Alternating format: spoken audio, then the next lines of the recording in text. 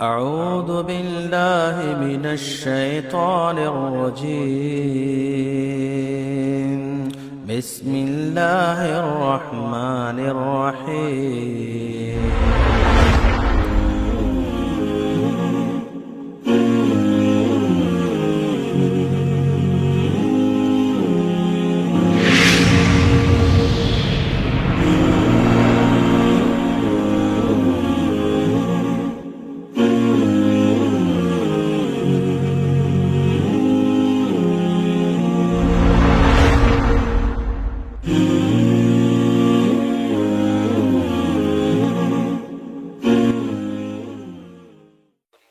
قابل احترام بزرگوں، خواتین اور عزیز نوجوان ساتھیوں، اللہ عز و جل جو رب العالمین ہے، اسی کے حکم سے کائنات کی ہر شے وجود میں آئی، اور اسی کا حکم ہوگا کہ کائنات کی ہر شے کا وجود بھی ختم ہو جائے گا۔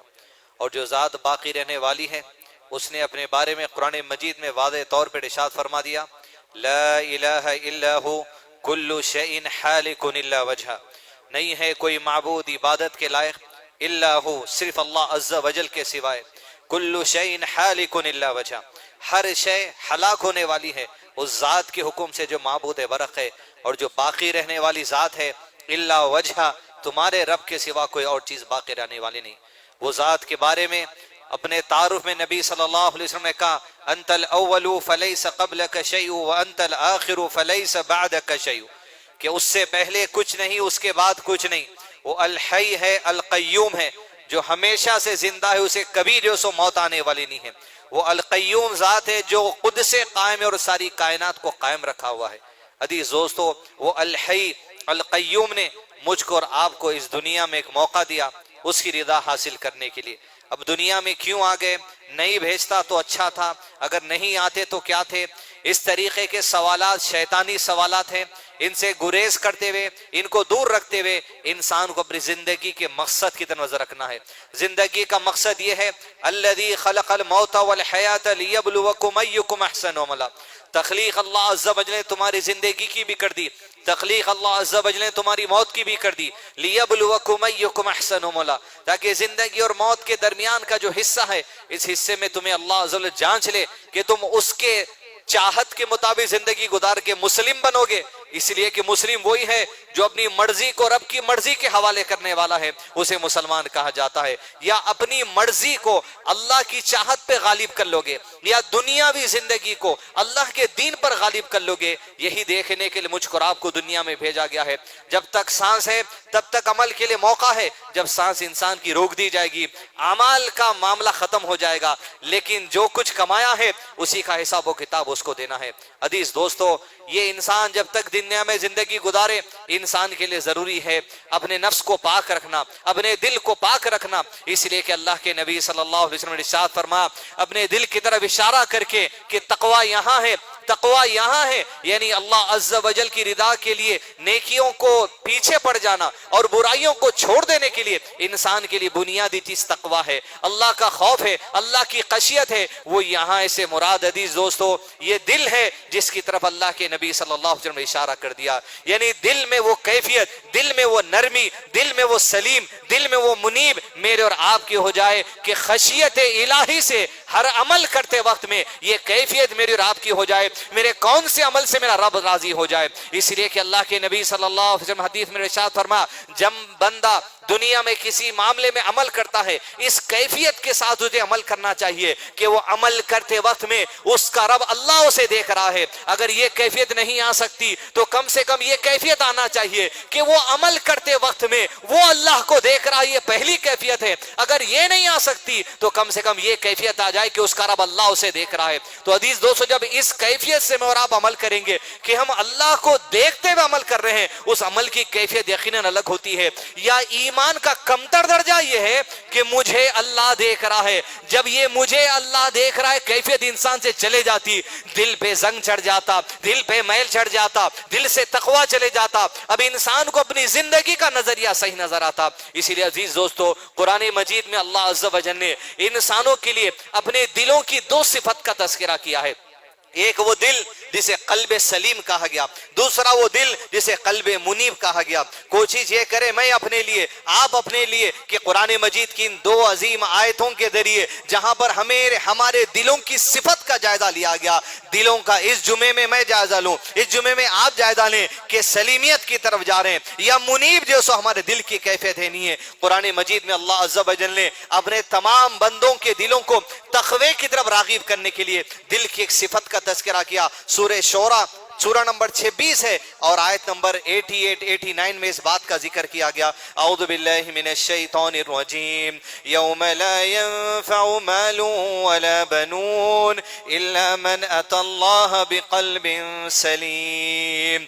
کہ اہم بات یہاں کہی گئی کہ انسان کا دل جہاں زنگ کی طرف مائل ہو جاتا وہ اولاد کی خوشی میں ہو جاتا، بیوی کی خوشی میں ہو جاتا، مال کمانے کی دھن میں ہو جاتا، انفراسٹرکچر بنانے کی دھن میں ہو جاتا، اپنی دنیا میں ترقی کی دھن میں ہو جاتا۔ بھلے انسان اپنی کاروبار، اپنی تجارت، اپنی اولاد، اپنی بیوی کی فرمائشیں، خواہشات حلال ڈگر پہ چلاتا ہوگا، لیکن یہ حلال ڈگر پہ چلتے چلتے دلوں پہ زنگ آ جانا یا دنیاوی کیفیت آپ کے اوپر غالب آ جانا ہوتا یہ ہے کہ یہی اولاد کی وجہ سے، یہی مال کی وجہ سے، یہی بیوی کی وجہ سے انسان اپنے دل پہ زنگ چڑھا سکتا ہے، حلال و حرام کی تمیز چھوڑ سکتا ہے، حرام کی طرف آگے بڑھ سکتا ہے۔ اللہ عز و جل نے یہ دو چیزوں کا تذکرہ کیا، وَلَا تُخْزِنِي يَوْمَ يُبْعَثُونَ يَوْمَ لَا يَنفَعُ مَالٌ وَلَا بَنُونَ إِلَّا مَنْ أَتَى اللَّهَ بِقَلْبٍ سَلِيمٍ۔ جس دن تمہارا نہ مال تمہیں کوئی فائدہ دینے والا ہے، نہ تمہاری کوئی اولاد تمہیں فائدہ دینے والی ہے، کہ جس مال کمانے کے خاطر دل میں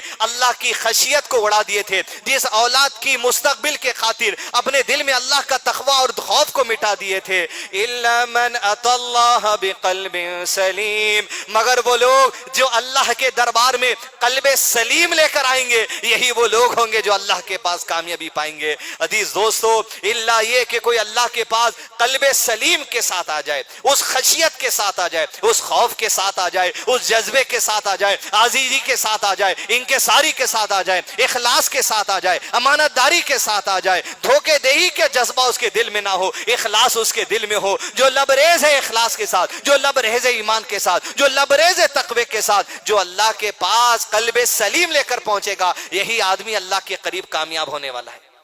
عزیز دوستو، قلب سلیم یہ دلوں میں ہمارے آج اگر زنگ چڑھ چکا ہے، میرے دل پہ زنگ چڑھ چکا ہے، میرے لیے آیت جائزے کا جو سو محاسبی کی جو سو آیت ہے عزیز دوستو کہ دل میں وہ سلیمیت آ جائے، قلب سلیم آ جائے، ایک ایک معاملے کا جائزہ لینا ضروری ہے۔ سب سے پہلے دلوں میں یہ دل سلیم بننے کے لیے عزیز دوستو، سلامتی والا بننے کے لیے، خیر والا بننے کے لیے عقائد کی درست کی ضروری ہے۔ عقائد کے معاملات میں ہمیں علم کی ضروری ہے، علم جتنا ہوتا جائے گا اتنے عقائد سمرتے چلے جائیں گے۔ عقائد میں درستگی کے ساتھ ساتھ معاملات میں درستگی جو سو ضروری ہے، تجارتی معاملات میں درستگی ضروری ہے، بستی کے معاملات میں درستگی ضروری ہے، لین دین کے معاملات میں درستگی ضروری ہے، اس لیے کہ کسی بھی معاملے میں جب تک کہ انسان میں دل میں نرمی پیدا نہیں ہو سکتی اس کے حرکت میں جو سو تبدیلی نہیں ہو سکتی۔ معاملات کے ساتھ ساتھ عزیز دوستو میرے اور آپ کے اخلاق میں جو سو دل کی نرمی آنا ضروری ہے۔ زبان میں نرمی اسی وقت آ سکتی ہے التقوی ہاں ہونا جب یہ دل میں نرمی آ جائے گی، زبان میں اخلاق آ جائیں گے، ورنہ زبان سے میرے بھی گالی نکل سکتی ہے، زبان سے کسی اور کے بھی گالی نکل سکتی ہے۔ ضرورت اس بات کی ہے یہ دل سلیمیت والا ہو جائے، قلب سلیم میرا اور آپ کا بن جائے کہ اللہ سے ڈرنے والا بن جائے، عقائد میں درستگی ہو جائے، معاملات میں درستگی ہو جائے، اخلاقیات میں درستگی ہو جائے، لین دین، تجارت، دوستی، ہر چیز میں اللہ عز و جل سے خوف، اللہ عز و جل کی خشیت، اللہ عز و جل کا تقوی اختیار کرنا، جس کے ذریعے میرے اور آپ میں دل میں جتنی نرمی ہوگی اتنا ایکشن پہ اس بات کا اثر ہوگا۔ تصور کر کے دیکھیے اللہ کے نبی صلی اللہ علیہ وسلم کی ذات جس کے عمل پہ کوئی انگلی نہیں اٹھا سکتا، مسلمان تو دور کی بات، اگر کفار بھی آپ کے عمل پہ کسی قسم کی انگلی اٹھا دے تو اللہ عز و جل نے جواب دے دیا۔ وہ اللہ کے نبی صلی اللہ علیہ وسلم ایمان کے کمال کو پہنچے ہوئے، رب سے معراج کے موقع پر جا کر پردے کے پیچھے سے کلام کی ہوئی ذات اس معراج کے سفر کے بعد پلٹ کر دنیا میں آتے ہیں، مدنی زندگی کا آغاز ہوتا ہے، جنگ بدر ہوتی ہے، جنگ احد ہوتی ہے، مسلمانوں کو نقصان ہوتا ہے، گھر سے پلٹ کر احد کی وادی سے مدینہ جانا ہے، لیکن جاتے جاتے اپنے دل کا جائزہ لیتے ہوئے اپنے رب سے گڑ گڑاتے ہیں عزیز دوستو صحابہ سے کہتے ہیں آؤ ایک صف میں کھڑے ہو جاؤ, میں اپنے رب کی حمد و ثنا بیان کر لوں, کچھ مانگ لوں اس کے ساتھ, تم بھی میرے ساتھ میرے رب سے مانگ لینا. عزیز دوستو قلب سلیم کی کتنی بڑی ضرورت ہے. اللہ کے نبی صلی اللہ علیہ وسلم کھڑے ہوئے ہیں, صحابہ اکرام کی جماعت کھڑی ہوئی ہے, آپ صلی اللہ علیہ وسلم ہاتھ اٹھا کے مانگ رہے ہیں اللہم حبیب الینا الایمان وزینہ فی قلوبنا, اے میرے رب محمد کے قریب صلی اللہ علیہ وسلم صحابہ کے قریب ہمارے ایمان کو محبوب کر دے, وزینہ فی قلوبنا ہمارے سینوں کو منور کر دے اسلام کی تعلیم خوشی سے تسلیم کرنے کے لیے. عزیز دوستو قلب سلیم کو اگر اس حدیث سے سمجھا جائے وزینہ فی قلوبنا ہمارے سینوں کو منور کر دے, ہمارے سینوں کو روشن کر دے. یہ روشنی کس بات کی ہے؟ یہ روشنی اس بات کی ہے دوستو کہ جب اسلام کی کوئی بات آتی ہے, بھائی یہ حرام ہے چھوڑ دینے کا ہے, بھائی یہ حلال ہے اپنانے کا ہے, بھائی اخلاق میں آ جائیے, بھائی معاملات صحیح کر لیجئے, بھائی دھوکہ دہی مت کریے, بھائی چیٹنگ کا معاملہ مت کریے. دل پہ ایسا اثر ہونا یہ میرے رب کی بات ہے, یہ میرے نبی صلی اللہ علیہ وسلم کی بات ہے کہ جس کے دل پہ اللہ کی آیت سے اثر ہوتا ہے, کہ جس کے دل پہ اللہ کے نبی صلی اللہ علیہ وسلم کی بات سے اثر ہوتا ہے, سمجھ لیجئے قلب سلیم کے راستے پہ اس کا دل نکل چکا ہے. لیکن جب بات آتی ہے اللہ کی بات آتی ہے اور اگر دل یہ آواز دے رہا ہے یہ اٹھے بیٹھے کہے کا دین, یہ چلتے پھرتے کہے کا دین, اب شادیوں میں بھی دین, اب ولیمے میں دین, ارے کچھ تو چھوڑو یارو. قلب سلیم نہیں ہے, یہ تمہارا مال ہے, یہ تمہاری شادیاں ہے, یہ تمہاری بیوی ہے, یہ تمہاری اولاد ہے, یہ تمہارا مستقبل ہے, یہ تمہارے کارخانے, یہ تمہارے کاروبار, یہ تمہاری تجارتیں تمہارے دل کو اتنا کمزور کر دیے. جب اللہ کی بات آتی ہے, جب حدیث کی بات آتی ہے, جب رسول اللہ صلی اللہ علیہ وسلم کی سنت کی بات آتی ہے, تمہارے دل میں نفرت پیدا ہو رہی, تمہارے دل میں چڑ پیدا ہو رہی, تو اللہ عز و جل نے سورہ کوثر میں ارشاد فرمایا ان شانیک هو الابتر, شانیک شنانو کے معنی علامہ شیخ عثیمین نے کی ہے کہ وہ آدمی جو اللہ کے نبی صلی اللہ علیہ وسلم کی ذات کا دشمن ہو, جیسے ابو لہب تھا اور دوسرے لوگ تھے جو اللہ کے نبی صلی اللہ علیہ وسلم کی ذات کے دشمن تھے. پھر علامہ شیخ عثیمین نے اس آیت کی تفسیر میں لکھا شانیک شنانو میں وہ مسلمان بھی آ جاتے ہیں جو پہلی صف میں آ کے مسجد میں نماز پڑھتے ہیں, پابندی سے نماز پڑھتے ہیں, لیکن یہ جو 5 وقت کی نماز ہے اس کی فرضیت سے نفرت دل کے اندر ہے, نہیں ہوتی تو اچھا تھا. ان شانیک هو الابتر کی روشنی میں کہا ایسا مسلمان جو نمازیں تو پڑھ رہا ہے لیکن نمازوں کی فرضیت سے نفرت ہے, کہا یہ کافر ہے. اس لیے کہ دین کی کسی بات سے ادنا بات کیوں نہ ہو جائے, ادنا تو دین کی کوئی بات ہو ہی نہیں سکتی.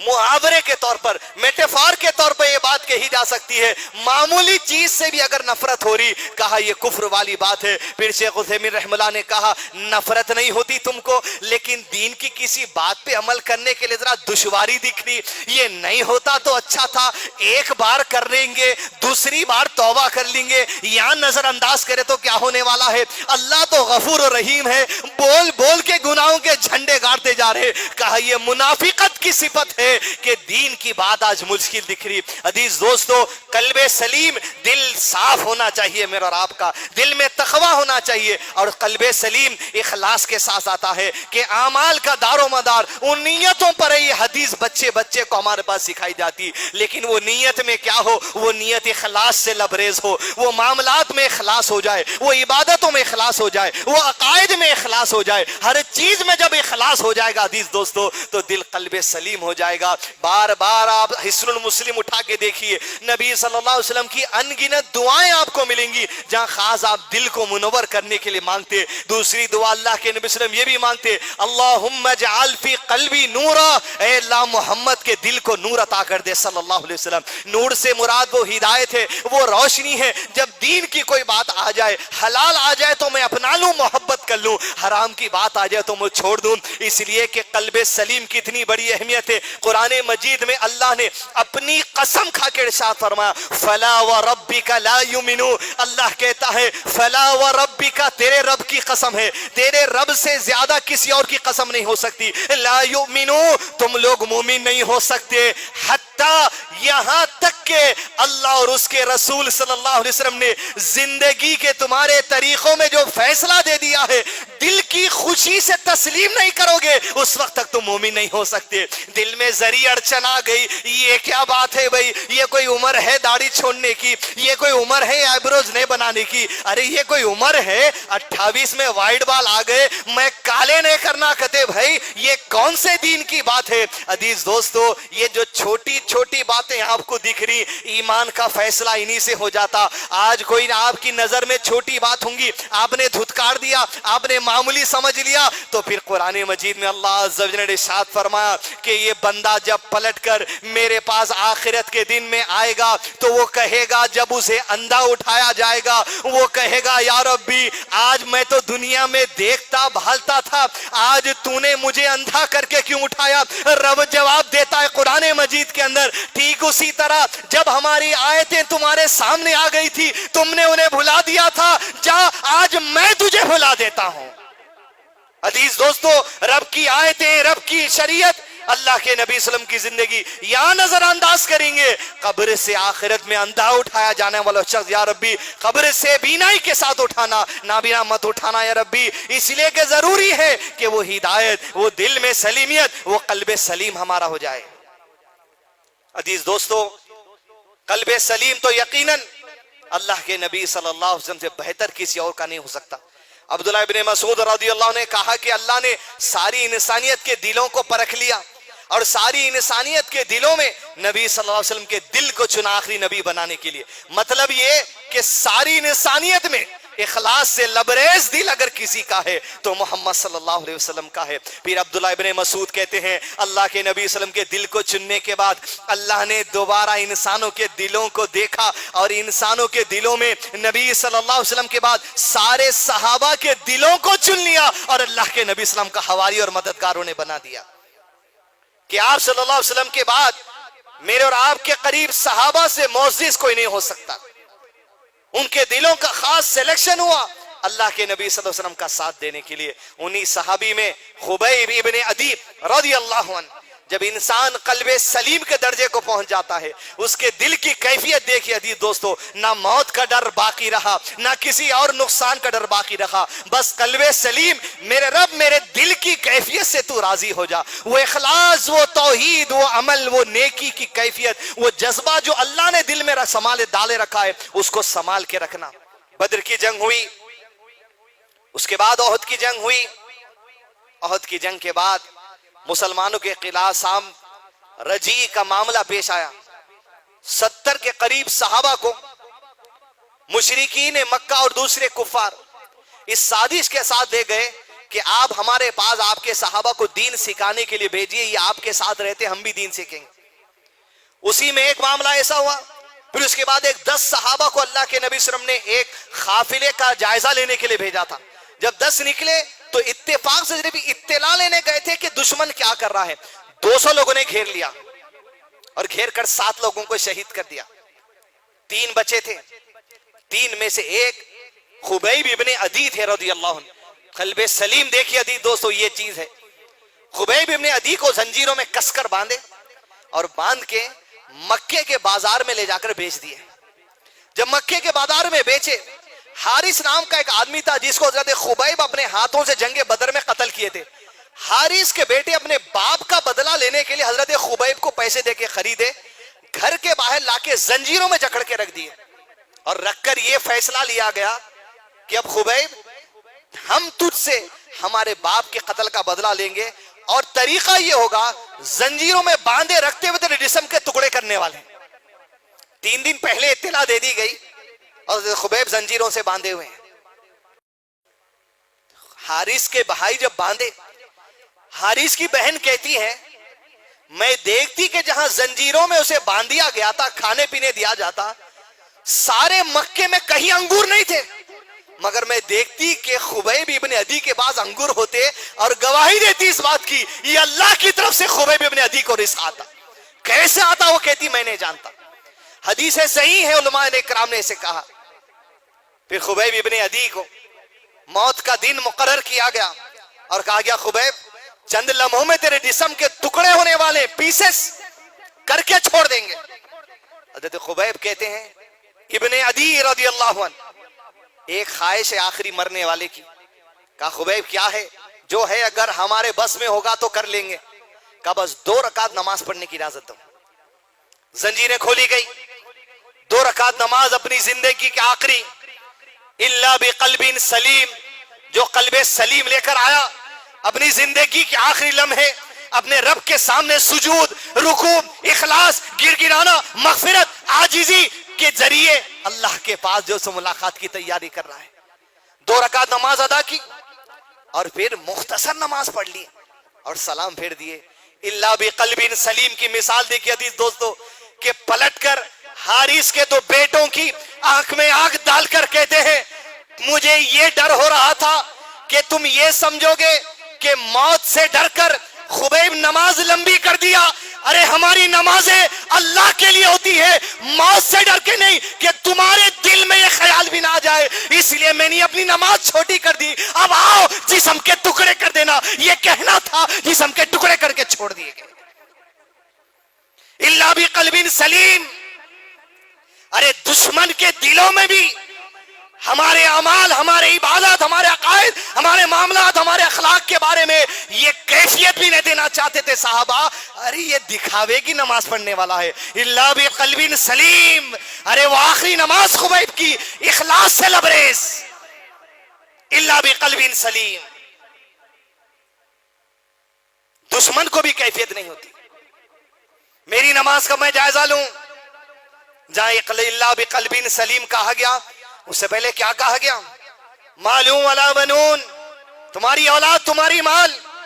میرے سجدے میں میری تجارت غالب، میرے رکوع میں میری تجارت غالب، میرے اذکار میں میرے گھر کی خواہشیں غالب، کاروبار میں تو کاروبار میں جھومے، نماز میں بھی میرا کاروبار غالب آ گیا. تو الا بقلب سلیم کے درجے کو ہم کیسے پہنچے؟ عزیز دوستو، یہ دلوں کی صفت میں سے ایک صفت ہے الا بقلب سلیم. دوسری صفت دل کی، سورہ نمبر 50 سورہ قاف کی آیت نمبر 33 اور 34 میں اللہ ذرا ارشاد فرماتے ہیں بسم اللہ الرحمن الرحیم من خشی الرحمن بالغیب وجاء بقلب منیب. وہ لوگ، دوسری کیٹیگری جن کے دلوں کی صفت ہے وہی کامیاب ہوں گے. من خشی الرحمن بالغیب، جو اپنے رب رحمان سے غیب میں بھی ڈرتے ہیں. اور ان کے دلوں کی کیفیت کیا ہے؟ وجاء بقلب منیب. اور یہ لوگ جو اللہ سے ڈرتے ہیں غیب میں بھی، یہی وہ لوگ ہیں جن کے دلوں کی قید قلب منیب ہے. رجوع کرنے والا دل، پلٹنے والا دل. اللہ نہیں دیکھ رہا ہے یا دیکھ رہا ہے، دنیا نہیں دیکھ رہی ہے یا دنیا دیکھ رہی ہے، ماں دیکھتی ہے، بیوی دیکھتا ہے، بچے دیکھتے ہیں، کچھ پرواہ نہیں. الا بقلب منیب. بس اس کی کیفیت یہ ہوتی ہے، حاضر ہو یا غیب میں کوئی عمل ہو، میں اللہ سے ڈرتے ہوئے عمل کروں. قلبی منیب یہ جو ہوگا رجوع والا دل ہوگا، ڈرنے والا دل. بہنوں کو یہ بول دو تم لوگوں کی شادی میں اتنا لٹا دیے، اب باپ کے مرنے کے بعد وراثت میں سے کچھ بھی حصہ ملنے والا نہیں ہے. قلب منیب، یہ اللہ سے ڈرنے والا دل. یہ بیان قبر میں دے سکتے آپ، یہ بیان قیامت کے دن دے سکتے آپ. رجوع کرنا، رب تو عرش پر ہے لیکن رب کی نکاح میں تم ہو، رب کے علم میں تم ہو، اور رب قیامت تک تم کو آزادی دیا ہے. تو اس کا مطلب نہیں ہے تم جو چاہو کرو. ارے جو باپ مال چھوڑ کے مرا، وہ باپ کو بھی اختیار نہیں ہے کہ کون سی بیٹی کون سے بیٹے کو کتنا دے. اس لیے یہ اللہ کی طرف سے طے شدہ بات ہے، لڑکیوں کو اتنا ملے گا، لڑکوں کو اتنا ملے گا. مرنے والا وصیت بھی نہیں کر سکتا ان وارثین کے لیے میری بیٹی کو اتنا دو، ہرگز نہیں. اس لیے کہ اللہ کے طے شدہ فیصلے ہیں، کوئی عالم آپ کو تبدیل نہیں کر سکتا، مرنے والا فیصلہ نہیں دے سکتا، اس لیے کہ رب کا فیصلہ ہے. اللہ سے ڈرنے والا دل، رجوع کرنے والا دل، معمولی معمولی باتوں میں پلٹنے والا دل. اپنی زندگی میں ہم بہت بہانے بنا سکتے، بہت اچھی باتیں کر سکتے، لیکن عزیز دوستو قلب منیب کعب بن مالک کی طرح ہو رضی اللہ عنہ. جو اپنے رب سے اپنی زندگی کے اس عمل کے بارے میں ایسا خوف کھا گئے کہ میں دنیا میں تو کچھ بھی کر سکتا ہوں لیکن میرے رب کو میں کیا جواب دوں. وہ کیفیت جس کی ہے رحمان سے ڈرنے والے، وہ قلب منیب ہے. کعب بن مالک، جنگ تبوک، 30,000 کا لشکر مدینے سے کوچ کرا تبوک کی طرف. مسلمانوں کو فتح ہوئی. مسلمان اس وقت تعداد میں بڑے ہو گئے تھے، مال بھی کثرت سے تھا. کچھ لوگوں نے بہانہ کیا کہ ہم تبوک میں شامل نہیں ہوں گے. تو اصول یہ تھا اگر آپ جنگ میں شامل نہیں ہوتے اللہ کے نبی صلی اللہ علیہ وسلم کے بلاوے پر، فرض عین تھا ان کے لیے، تو آپ کے پاس یہ تھا کہ جب جنگ سے پلٹ کر آئیں گے اپنا ریزن پیش کرنا، یہ وجہ ہم نہیں آئے تھے. جنگ سے فتح ہوئی، دشمن کے دل میں خوف پیدا ہوا. نبی صلی اللہ علیہ وسلم مدینہ آئے. مسجد نبی وہ محفل بیٹھی جس محفل میں جنگ میں شامل نہیں ہونے والوں کو عرضی پیش کرنا تھا. ایک کے بعد ایک صحابی اللہ کے نبی صلی اللہ علیہ وسلم کے پاس جاتے، اپنا حضور اپنا ریزن پیش کرتے. کعب بن مالک ایک کے پیچھے جاتے ہیں. ان کا نمبر آیا. اللہ بقلب سلیم، قلب منیب، من خشی الرحمن بالغیب، رحمان سے غیب میں ڈرنے والا. کہتے ہیں کعب بن مالک، اے اللہ کے رسول صلی اللہ علیہ وسلم، لوگ آپ کے سامنے جو بہانے بازی پیش کر رہے ہیں، میں اپنے آپ پہ تک کانفیڈنس رکھتا ہوں، ایسا جملہ کہہ سکتا ہوں جس جملے کو تسلیم کر کے آپ میرے ریزن کو مان لیں گے، اور میں باتیں کرنے میں بڑا اچھا ہوں، میں منوا سکتا ہوں آپ کو. لیکن اللہ کے نبی صلی اللہ علیہ وسلم، من خشی الرحمن، میں رحمان اللہ سے ڈرتا ہوں کہ اگر میں کچھ بہانے بازی دے دوں آپ تسلیم بھی کر لے. وحی کے نزول کا زمانہ ہے، اللہ وحی نازل کر کے اگر کعب بن مالک کی اس بات کو آپ کے سامنے رکھ دیا، من خشی الرحمن، قلب منیب کی طرف ہے اللہ کے نبی صلی اللہ علیہ وسلم، میں آپ کو جھوٹ نہیں بہتا. کعب بن مالک کہتا ہے بس میرا معاملہ یہ تھا، میں یوں ہی بغیر کسی ریزن کے گھر میں بیٹھا، جنگ میں نہیں آیا، بس میرا یہی قصور ہے. نبی صلی اللہ علیہ وسلم نے کہا اب کعب، جب تو نے سچ کہہ ہی دیا ہے اور جس رحمان کے خاطر کہا ہے، تو اب تیری توبہ، تیرے ریزن کو قبول کرنا بھی رحمان کے ذمے ہے. میں تیری عرضی قبول نہیں ہو سکتا. مسجد نبی میں اعلان کر دیا گیا، کعب بن مالک جس مقصد سے گھر سے نہیں نکلا اس کی سزا یہ ہے اب اس سے کوئی بات چیت نہ کی جائے، سماجی بائیکاٹ کر دیا جائے، اس سے خرید و فروخت نہ کی جائے، اس سے معاملہ داری نہ کی جائے. حتیٰ کہ ایک دن بائیکاٹ کا چلا، ایک ہفتہ چلا، 2 ہفتے چلے، 3 ہفتے چلے، 40 دن تک کعب بن مالک کہتے مدینے میں کوئی آدمی مجھ سے بات نہیں کرتا. حتیٰ کہ کہتے قرآن مجید میں اللہ نے کہا ان کے بارے میں، مدینے کی زمین کشادہ ہوتے ہوئے تنگ کر دی گئی. اور کعب بن مالک کہتے مجھے سب سے زیادہ تکلیف تو اس وقت ہوتی جب میں مسجد نبی میں جاتا، اللہ کے نبی صلی اللہ علیہ وسلم کو دیکھتا، جیسے میری نظریں آپ پر پڑتی آپ اپنے چہرے کو پھیر لیتے، لیکن جب میں نماز میں ہوتا تو اللہ کے نبی صلی اللہ علیہ وسلم میرے چہرے کو دیکھتے. سلام کرتا، اللہ کے نبی صلی اللہ علیہ وسلم جواب نہیں دیتے، کبھی مجھے سلام نہیں کرتے. لوگ، میں بازاروں میں جاتا ہوں خریدی کے لیے، لوگ مجھ سے منہ پھیر لیتے. یہ اطاعت ہے. 40واں دن ہوا، میں مسجد میں نماز کے لیے آیا. نبی صلی اللہ علیہ وسلم نے کہا کعب، آج سے تیری بیوی سے بھی دور ہو جا. سختی پہ سختی. خطا کیا تھی؟ من خشی الرحمن، رب سے ڈرتے ہوئے سچ کہہ دیے تھے زبان سے. کہا اللہ کے نبی صلی اللہ علیہ وسلم کیا طلاق دے دوں؟ کہا نہیں، دور رہے اس سے، اس کے بستر سے دور رہے. کہتے ہیں 50 دن گزر گئے، 40 یہ دن، بیوی سے 10 دن اور 50 دن. فجر کی نماز کا وقت تھا. میں اپنے گھر کے چھت پہ نماز ادا کر کے بیٹھا تھا اللہ کے ذکر میں. مدینے کی زمین کشاد آتے ہوئے تنگ کر دی گئی. میری خطا کو یاد کرتے ہوئے من خشی الرحمن، رحمان سے ڈرتے ہوئے میں نے سچ کہہ دیا. ایک آدمی دوڑتا ہوا آیا، کعب بن مالک، جیسے کہا میں سجدے میں گر گیا اور میرے رب کی شکر گزاری کرنے لگا. یقیناً میرے رب کی طرف سے کچھ پروان آیا ہے، کچھ فیصلہ آیا ہے میری توبہ کے لیے، میری تنگی دور کرنے کے لیے. جیسے میں سر اٹھایا، کہا اللہ کے نبی صلی اللہ علیہ وسلم نے بول بھیجا ہے کعب، آج سے تیرا بائیکاٹ ختم. دل بے چین تھا اس شخصیت کے لیے جسے محمد صلی اللہ علیہ وسلم کہا جاتا ہے.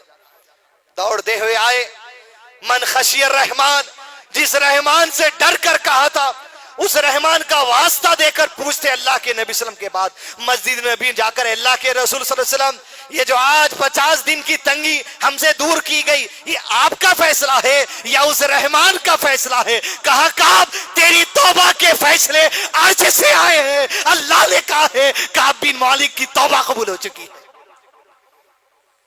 من خشی الرحمن بالغیب وجاء بقلب منیب، ارے جو رحمان سے ڈرتے ہیں بن دیکھے قلب منیب لے کر آئیں گے رب کے پاس۔ کعب بن مالک جیسا آدمی، خبیب ابن عدی جیسا آدمی، محمد رسول اللہ صلی اللہ علیہ وسلم جیسے نبی، اللہ تیری بارگاہ میں دعا ہے قلب منیب عطا کر دے، قلب سلیم عطا کر دے۔ اللہم آتی نفسی تقواها وزکیها انت خیر من زکاها انت ولیها ومولاها۔